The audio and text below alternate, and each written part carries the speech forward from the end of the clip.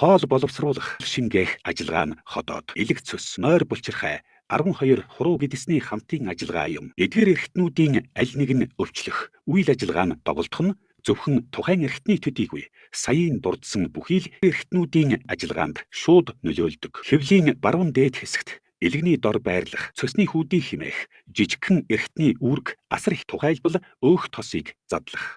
Биеийн хүчил шүлтийн тэнцвэрийг хангах, биеийг хоргуйжуулж, хорт бодисыг биеэс гадагшлуулах, гэдэсний гүргэлзэх хөдөлгөөнийг дэмжих, гэдэсний бактерийн тэнцвэрийг хангах, холестерин, өөх тосны солилцоо хэвийн явуулахад чухал үүрэг гүйцэтгэдэг.